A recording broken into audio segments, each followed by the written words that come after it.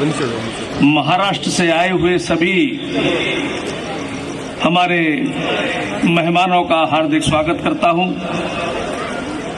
और शिवाजी महाराज के जन्म दिवस के अवसर पर आपको बधाई देता हूं। यह वही सरजमी है जहां पर औरंगजेब ने अपनी धूर्त नीति से, कुटिल नीति से हिंदुस्तान के उस शेर को ललकारा था और उसने उस ललकार का जवाब अपनी दहाड़ से दिया था। मुगल सम्राट हिल गया था और उसने अपनी धूर्तता से, कुटिलता से उन्हें बंदी बना लिया था। यहां पर यह आयोजन होना उस थीम का परिचायक है कि जहां कभी औरंगजेब ने उनको ललकारा था, आज उनकी जयकारे बोलकर हम उसकी आत्मा तक को ललकार रहे हैं, उसकी आने वाली पीढ़ी तक को ललकार रहे हैं। शिवाजी महाराज क्या थे। मित्रों, अभी मीना बाजार की कोठी का भी जिक्र किया। इसके पीछे मैं थोड़ी सी कहानी सुनाऊं आपको आगरा की। मैं अपने राष्ट्रीय स्वयंसेवक संघ के सह संचालक डॉक्टर कृष्ण गोपाल जी से आगरा के इतिहास के बारे में चर्चा कर रहा था। उस चर्चा के दौरान शिवाजी का भी जिक्र आया। उन्होंने कहा, तुम शिवाजी महाराज के बारे में क्या जानते हो। मैंने जो उस समय हम सुनते थे कि शिवाजी महाराज को औरंगजेब ने छल कपट से लाल किले में बंद कर दिया था और वो अपनी राजनीतिक चतुराई से यहां से निकले थे, तो उन्होंने कहा नहीं।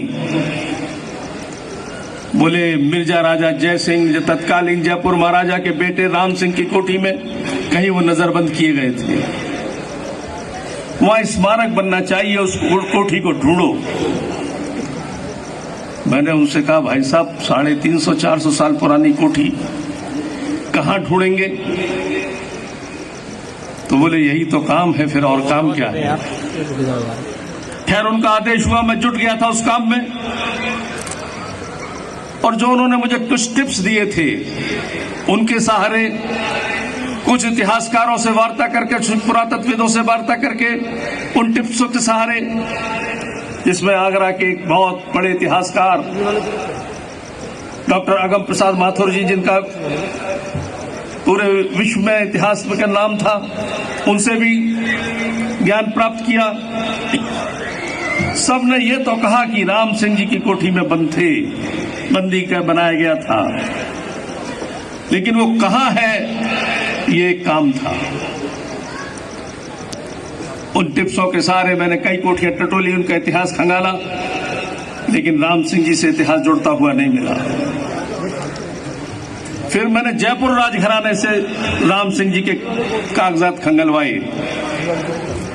और वहां से निकल कर आया कि जयपुर हाउस का वो इलाका है जहां पर राम सिंह जी की कोठियां थी। और उसमें डॉक्टर सुगम आनंद जो इतिहासकार हैं, वह भी लगे हमारे साथ। जब मैं यहां तक पहुंच गया तो उन्होंने भी अपने ढंग से इतिहास को खंगाला। आगरा के राजस्व विभाग को सब खंगाला उस समय के, तो मालूम पड़ा कि मीना बाजार की कोठी वो कोठी है जो कभी राजा राम सिंह की हुआ करती थी। वहां स्मारक बनना चाहिए, यह संकल्प लिया गया। अभी जिक्र कर रहा था मैं सीएम साहब से, जब होटल में थोड़ी देर के लिए बैठे थे, उस इतिहास को बता रहा था कि मैंने कहा, माननीय योगी जी से मेरी बात हुई है उस विषय पर कि वहां स्मारक बनना चाहिए। वो अभी राजी है, कोठी को एक्वायर किया जाए, वहां स्मारक ऐसा कोठी वो कोठी है जो कभी राजा राम सिंह की हुआ करती थी।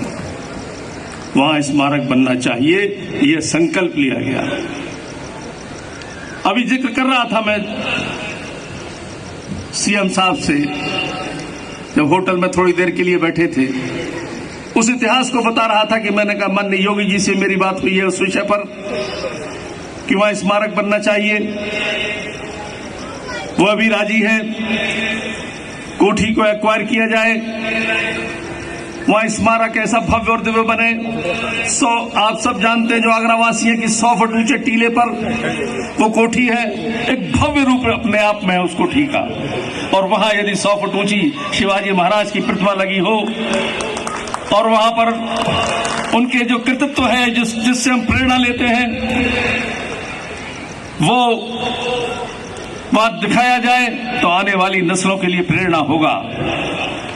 मैं चर्चा कर रहा था तो माननीय देवेंद्र जी ने तुरंत कहा कि महाराष्ट्र गवर्नमेंट भी इसको सहयोग करेगी और इसको अपने हाथ में लेगी।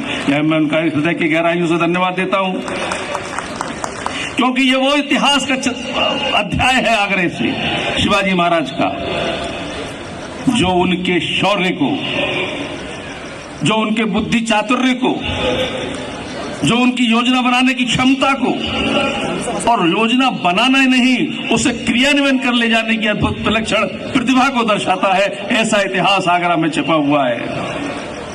इतिहास उजागर होना चाहिए, आने वाली नस्लों को प्रेरणा मिलनी चाहिए, क्योंकि औरंगजेब उस समय सैन्य शक्ति के हिसाब से दुनिया की सबसे बड़ी ताकत था और उसकी कैद से निकलना बिना एक बूंद खून बहाए हुए शिवाजी महाराज निकल गए। उसके मुंह पर तमाचा था और इसीलिए औरंगजेब ने स्वीकार किया था अपने अंतिम दिनों में कि यदि मेरे जीवन की सबसे बड़ी भूल हुई है तो शिवाजी महाराज मेरे हाथ से निकल गए थे। आज हम उनका स्मरण कर रहे हैं। उनके प्रेरणा से आगे आने वाली नस्लों को कैसा शौर्य होना चाहिए, कैसा साहस होना चाहिए, कैसा बुद्धि चातुर्य होना चाहिए, इसकी प्रेरणा का एक मार्ग प्रशस्त कर रहे हैं। आप सबकी धन्यवाद।